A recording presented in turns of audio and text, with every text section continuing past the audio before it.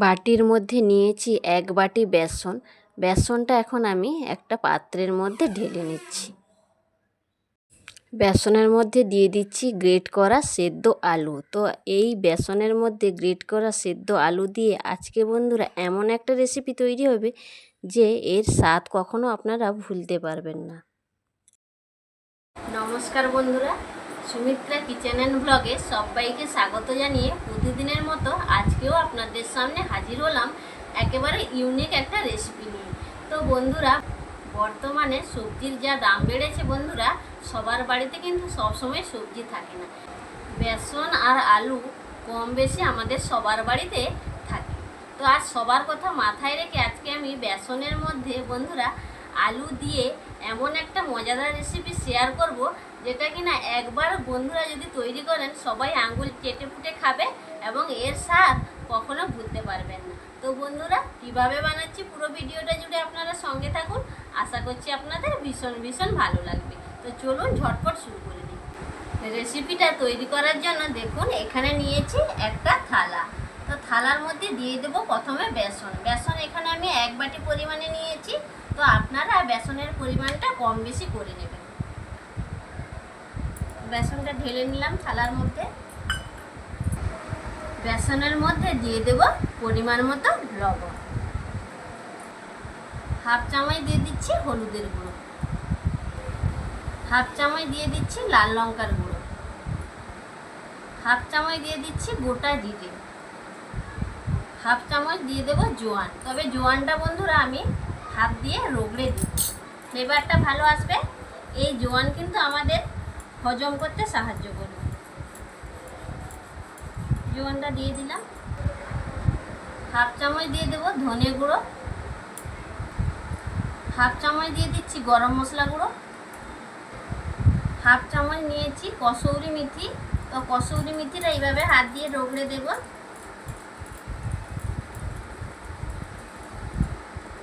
বাটিতে নিয়েছি ঘি। তো ঘিটাকে আমি গলিয়ে নিয়েছি, গলিয়ে ঠান্ডা করে নিয়েছি। এখানে ঘি দিয়ে দেবো 2 চামচ। তো আপনারা ঘির পরিবর্তে তেলও ব্যবহার করতে পারেন। তো আমি 2 চামচ ঘি দিয়ে দিলাম। এবার হাত দিয়ে ভালো করে আমি মেখে নেব। শুকনো উপকরণ দোলে দোলে ভালো করে মেখে নিতে হবে।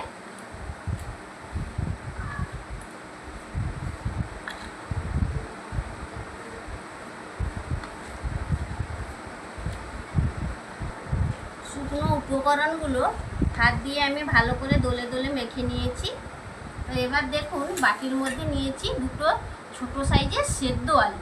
তো আমি বেসনের পরিমাণ অনুপাতে আলুটা নিয়েছি। তো আপনারা বেসনের পরিমাণ অনুপাতে আলুটা কম বেশি করে নেবেন। তো আলুটা আমি এইখানে গ্রেট করে দিয়ে দেব।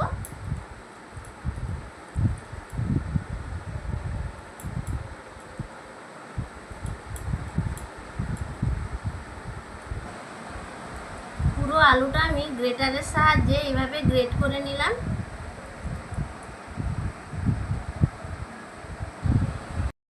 গ্রেট করা আলুটা বেসনের সঙ্গে ভালো করে মেখে নেব। এতে কিন্তু বন্ধুরা 1 ফোঁটাও জল ব্যবহার করা যাবে না, এই আলুটা দিয়েই মেখে নিতে হবে।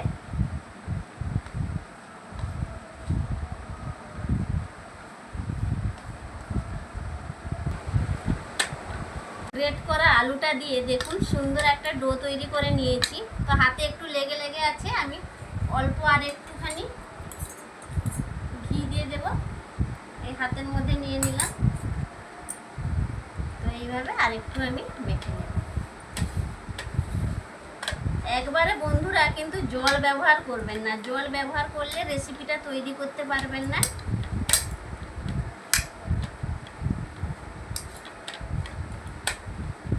সুন্দর করে মেখে নিয়েছি। তো এবার লম্বা করে নিয়েছি।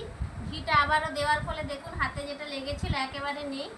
তো এইবার এখান থেকে আমি ছোট ছোট করে এইভাবে লেচি কেটে নেব। এইভাবে লেচি কেটে নেব।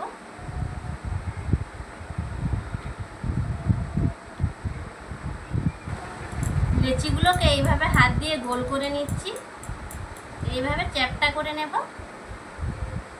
দিয়ে একটু লম্বা করে নেব হাত দিয়ে। এইভাবে আপনারা বেলে নিতেও পারেন। তো হাত দিয়ে আমি করে নিচ্ছি। এইভাবে হাত দিয়ে কত সুন্দর লম্বা হয়ে গেল দেখুন। তো এইবার এটাকে রোলের মতো এইভাবে ভাঁজ করে নেব। দেখুন কত সুন্দর হয়ে গেল। তো দেখুন একইভাবে আমি রোল করে নেব। এই দেখুন কত সুন্দর রোল হয়ে যাচ্ছে।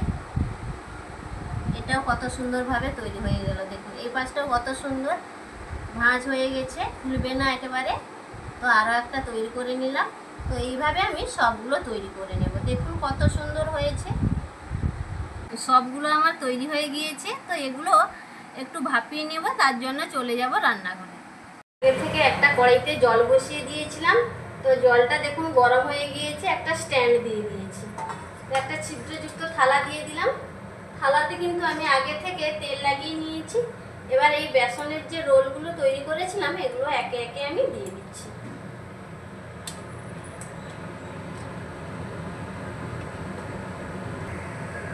সবগুলো দিয়ে দিলাম। উপরে আমি একটা থালা চাপিয়ে দিচ্ছি। তো এইভাবে আমি 10 মিনিট রেখে দেব। 10 মিনিটে খুব সুন্দরভাবে ভাপানো হয়ে যাবে। ওদিকে 10 মিনিট ভাপানো হতে থাক, এদিকে একটা মশলা তৈরি করে নেব। তার জন্য নিয়েছি একটা মিক্সিং বোল। তো প্রথমে দিয়ে দেব আমি আদা, আর দিয়ে দেব রসুন। রসুন দিয়ে দিলাম, আর দিয়ে দেব টমেটো। এবার আমি আদা, রসুন আর টমেটো একসঙ্গে জল ছাড়া পেস্ট করে নেব। সেট করে নিয়েছি মিক্সিতে। দেখুন মশলাটা একবারে মিহি পেস্ট করে নিয়েছি। তো এবার ঢেলে নেব। 10 মিনিট পরে ফিরে এলাম। উপরের আমি ঢাকা চাপাটা খুলে নিচ্ছি। এই দেখুন কত সুন্দরভাবে এগুলো সেট হয়ে গিয়েছে। তো এই থালিটাকে এখন নামিয়ে আমি ভালো করে ঠান্ডা করে নেব। ওদিকে রোলগুলো ঠান্ডা হতে হতে দেখুন এদিকে কড়াইটা ধুয়ে পরিষ্কার করে নিয়েছি, দিয়ে বসিয়ে দিয়েছি। কড়াইয়ের মধ্যে দিয়ে দিয়েছি সরষের তেল। তো তেলটা দেখুন ভালোভাবে কিন্তু গরম হয়ে গিয়েছে। এবার তেলের মধ্যে কিছু গোটা মশলা দিয়ে দেব। এখানে নিয়েছি দেখুন তেজপাতা, লবঙ্গ, একটা বড় এলাচ, আর নিয়েছি গোটা জিরে। এই গোটা মশলাগুলো এখন তেলের মধ্যে আমি দিয়ে দেব।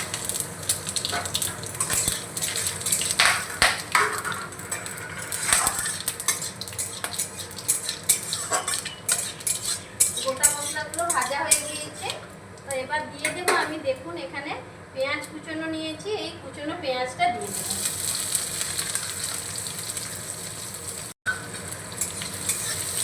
পেঁয়াজটাকে আমি ভাজা ভাজা করে নেব।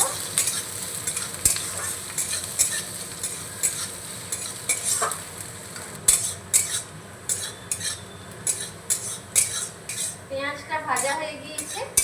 এতে আমি কিছু গুঁড়ো মশলা দিয়ে দেব। হাফ চামচ দিয়ে দিচ্ছি লাল লঙ্কার গুঁড়ো, হাফ চামচ দিয়ে দিচ্ছি হলুদের গুঁড়ো, 1 চামচ দিয়ে দিচ্ছি কাশ্মীরি লঙ্কার গুঁড়ো। এবার ভালো করে গুঁড়ো মশলাগুলো আমি মিশিয়ে নেব। গ্যাসের ফ্লেমটা এখন একেবারে লোতে রাখতে হবে, না হলে কিন্তু বন্ধুরা মশলাগুলো পুড়ে যেতে পারে। গুঁড়ো মশলাগুলো দিয়ে আমি 2 মিনিট মতো বন্ধুরা নাড়াচাড়া করে নিয়েছি। তো এবার দেখুন বাটিতে আমি যে মশলার পেস্টটা বানিয়ে রেখেছিলাম এই মশলার পেস্ট আমি দিয়ে দেব।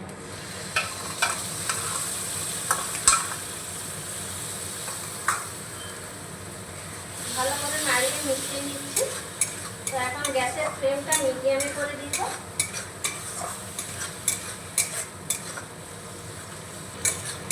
এখনো পর্যন্ত বন্ধুরা আমি মশলার মধ্যে কোনো জল কিন্তু ব্যবহার করিনি। তো জলটা যখন মশলাটা কষানো হয়ে যাবে, যখন গ্রেভিটা করব তখনই জলটা ব্যবহার করব। মশলাটা 3 মিনিট মতো আমি কষিয়ে নিয়েছি। তো এর মধ্যে এখন দিয়ে দেব 1 চামচ ধনে গুঁড়ো, আর দেব পরিমাণ মতো লবণ। আবারও মিশিয়ে নিলাম। মশলাটাকে আরেকটু আমি কষিয়ে নেব। মশলাটা খুব সুন্দরভাবে কষানো হয়ে গিয়েছে। তো এবার আমি দিয়ে দেব পরিমাণ মতো জল।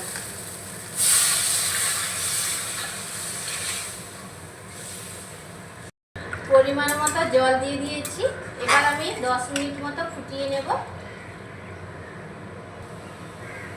10 মিনিট মতো আমি ফুটিয়ে নিয়েছি। তো এবার আমি বেসনের যে রোলগুলো করে রেখেছিলাম, এগুলো কিন্তু দেখুন খুব সুন্দরভাবে ঠান্ডা হয়ে গিয়েছে। তো এগুলো এবার আমি গ্রেভির মধ্যে দিয়ে দেব। এই রেসিপিটা করার জন্য বন্ধুরা কিন্তু জলের পরিমাণটা একটু বেশি দিতে হবে, কারণ যেহেতু বেসনের রোলগুলো দিয়েছি জলটা কিন্তু অনেকটাই টেনে নেবে। তো আমি এটাকে আরও 5-7 মিনিট ফুটিয়ে নেব। প্রায় 3 মিনিট মতো আমি ফুটিয়ে নিয়েছি। তো দিয়ে দিচ্ছি এখন 4টে চেরা কাঁচা লঙ্কা, আর দিয়ে দিচ্ছি গরম মশলা গুঁড়ো, 1/2 চামচ কসুরি মেথি নিয়েছি, হাতে এইভাবে রগড়ে দিয়ে দেব।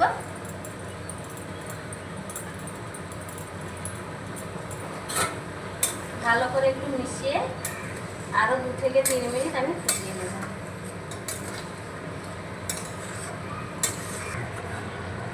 রেসিপিটা আমাদের পুরোপুরি রেডি হয়ে গিয়েছে। তো একটু আমি গ্রেভি রেখেছি, এটা ঠান্ডা হলে আরও অনেকটা বসে যাবে। তো এবার আমি নামানোর আগে কিছুটা ধনেপাতা কুচি ছড়িয়ে দিচ্ছি।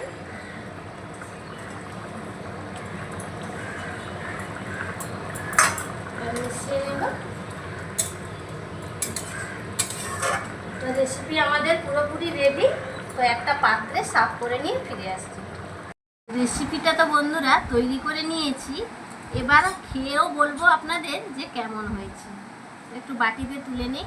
দেখুন বেসনের রোলগুলো যে তৈরি করেছিলাম একেবারে গোটা গোটা রয়েছে, ভাঙেনি। প্রত্যেকটা রোল গোটা গোটা রয়েছে দেখুন। এবার খেয়েও বলবো যে কেমন হয়েছে।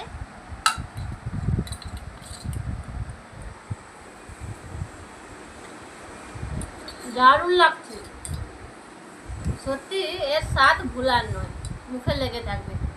মাছ মাংস সরিয়ে রেখে বন্ধুরা এই রেসিপিটা দিয়েই কিন্তু খাওয়া হয়ে যাবে, এতটাই টেস্টি হয়েছে, অসাধারণ। আজকের এই রেসিপিটা আপনাদের কেমন লাগলো অবশ্যই সেটা বন্ধুরা কমেন্ট বক্সে আমাকে কমেন্ট করে জানাবেন। ভালো লাগলে লাইক শেয়ার সাবস্ক্রাইব করে পাশে থাকবেন। অবশ্যই বন্ধুরা পাশের অল নোটিফিকেশানটা অন করে রাখবেন। আমি যখন নিত্য নতুন রেসিপি বা ব্লগ ভিডিও যাই আপলোড করব সবার প্রথম আপনারা নোটিফিকেশান পেয়ে যাবেন, আর লাইক দিয়ে ঝটপট আপনারা দেখে নিতে পারবেন। আজ ভিডিওটা বন্ধুরা এইখানে শেষ করছি। অন্যদিন অন্য কোনো রেসিপি বা ভিডিও নিয়ে আবারও আপনাদের সামনে হাজির হব।